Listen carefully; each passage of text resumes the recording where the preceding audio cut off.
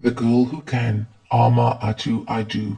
They say that I was born in Hasotsi, and it is a big village in the central region of our country, Ghana. They also say that when all of Africa is not choking under a drought, Hasotsi lies in a very fertile lowland and in a district that is known for its good soil. Maybe that is why anytime I don't finish eating my food, Nana says, "You Ajua, you don't know what life is about. You don't know what problems there are in this life." As far as I could see, there was only one problem. And it had nothing to do with what I knew Nana considered as problems, or what Mommy thinks of as the problem. Mommy is my mother. Nana is my mother's mother, and they say I am 7 years old. And my problem is that at this 7 years of age, there are things I can think in my head, but which maybe I do not have the proper language to speak them out with. And that, I think, is a very serious problem, because it is always difficult to decide whether to keep quiet and not say anything about the things that come into my head, or say them and get laughed at. Not that it is easy to get any grown-up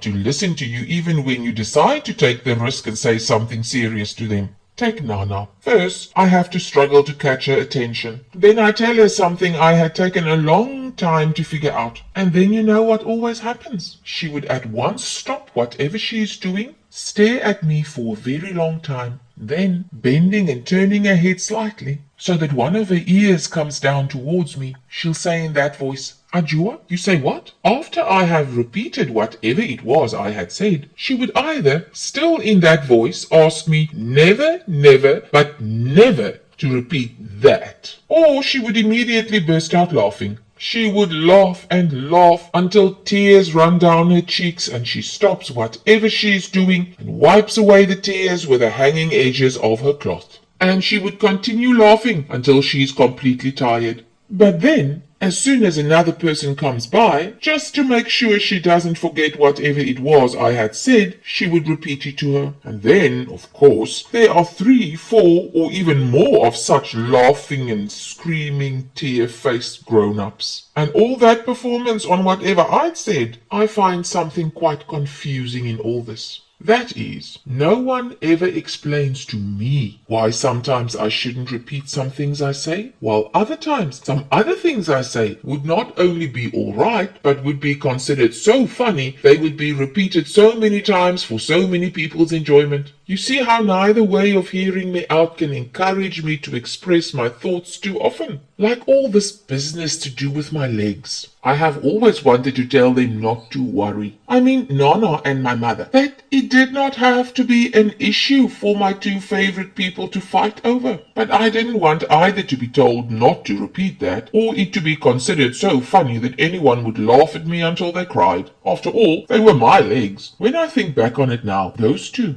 Nana and my mother, must have been discussing my legs from the day I was born. What I am sure of is that when I came out of the land of sweet soft silence into the world of noise and comprehension, the first topic I met was my legs. That discussion was repeated very regularly. Nana, you know, I thank my God that your very first child is female. But Kaya, I'm not sure about her legs. And Nana would shake her head. Mommy, Mother, why are you always complaining about Ajua's legs? If you ask me, Nana, they are too thin. And I am not asking you. Nana has many voices. There is a special one she uses to shut everyone up. Some people have no legs at all. My mother would try again with all her small courage. But Ajua has legs, Nana would insist, except that they are too thin, and also too long for a woman. Kaya, listen, once in a while, but only once in a very long while, somebody decides nature, a child's spirit mother, an accident happens, and somebody gets born without arms or legs or both sets of limbs, and then let me touch wood, it is a sad business. And you know, such things are not for talking about every day. But if any female child decides to come into this world with legs, then they might as well be legs. What kind kind of legs. And always, at this point, I knew from her voice that my mother was weeping inside herself. Nana never heard such inside weeping. Not that it would have stopped Nana, even if she heard it, which always surprised me, because about almost everything else apart from my legs, Nana is such a good grown-up. In any case, what do I know about good grown-ups and bad grown-ups? How could Nana be a good grown-up when she carried on so about my legs? All I want to say is that I really liked Nana, except for that, Nana. As I keep saying, if any woman decides to come into this world with all of her 2 legs, then she should select legs that have meat on them, with good calves, because you are sure such legs would support solid hips, and a woman must have solid hips to be able to have children. Oh, mother. That's how my mother would answer, very, very quietly. And the discussion would end, or they would move on to something else. Sometimes, Nana would pull in something about my father. How, looking at such a man, we have to be humble and admit that after all, God's children are many. How, after one's only daughter had insisted on marrying a man like that, you still have to thank God that the biggest problem you got later was having a granddaughter with spindly legs that are too long for a woman and too thin to be of any use. The way she always added that bit about my father under her breath, she probably thought I didn't hear it, but I always heard it. Plus, that is what always shut my mother up for good. So that even if I had not accidentally heard the words, once my mother looked like even her little courage was finished, I could always guess what Nana had added to the argument. Legs that have meat on them with good calves to support solid hips to be able to have children. So I wish that one day I would see for myself the legs of any woman who had children. But in our village, that is not easy. The older women wear long wraparounds all the time. Perhaps if they let me go bathe in the river in the evening, I could have checked, but I never had the chance. It took a lot of begging just to get my mother and Nana to let me go splash around in the shallow end of the river with my friends, who were other little girls like me. For proper baths, we used the small bathhouse behind our hut. Therefore, the only naked female legs I have ever really seen are those of other little girls like me or older girls in school. And those of my mother and Nana, 2 pairs of legs which must surely belong to the approved kind, because Nana gave birth to my mother and my mother gave birth to me. In my eyes, all my friends have got legs that look like legs, but whether the legs have got meat on them to support the kind of hips that I don't know. According to the older boys and girls, the distance between our village and the small town is about 5 kilometers. They always complain about how long it is to walk to school and back. But to me, we live in our village, and walking those kilometers didn't matter. School is nice. School is another thing Nana and my mother discussed often and appeared to have different ideas about. Nana thought it would be a waste of time. I never understood what she meant.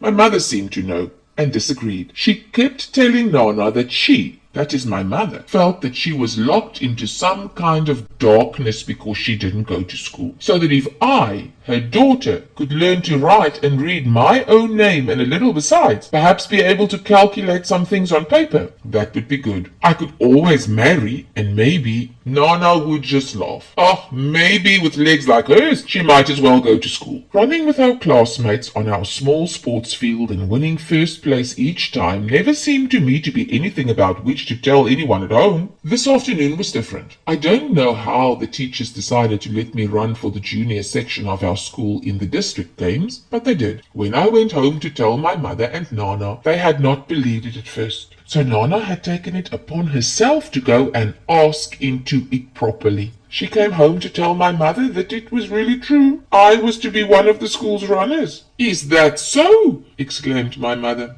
I know her. Her mouth moved as though she was going to tell Nana that, after all, there was a secret about me she couldn't be expected to share with anyone. But then Nana looked so pleased that, out of surprise, my mother shut her mouth up. In any case, since the first time they heard the news, I have often caught Nana staring at my legs with a strange look on her face, but still pretending like she was not looking. All this week she had been washing my school uniform herself. That is a big surprise. And she didn't stop at that. She even went to Mr. Mensah's house and borrowed his charcoal pressing iron each time.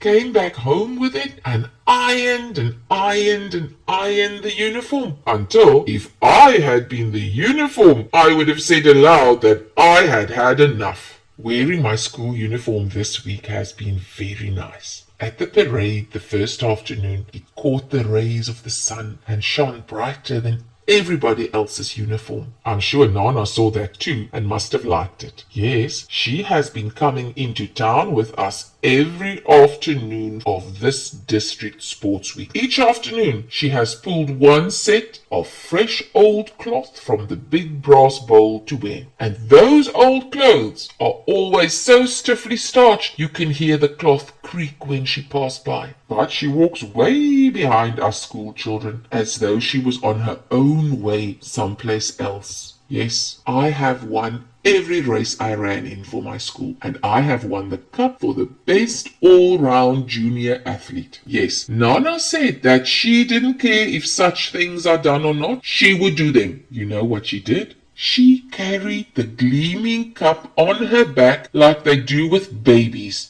and other very precious things. And this time, not taking the trouble to walk by herself. When we arrived in our village, she entered our compound to show the cup to my mother before going to give it back to the headmaster. Oh, grown-ups are so strange. Nana is right now carrying me on her knee and crying softly, muttering that so thin legs can also be useful. Thin legs can also be useful. That even though some legs don't have much meat on them to carry hips, they can run. Thin legs can run. And then who knows? I don't know too much about such things. But that's how I was feeling and thinking all along. That surely one should be able to do other things with legs besides having them support hips that can make babies. Except that I was afraid of saying that sort of thing aloud, because someone would have told me never, but never to repeat such words, or else they would have laughed so much at what I'd said, they would have cried. It's much better this way, acted it out to show them, although I could not have planned it. As for my mother, she has been speechless.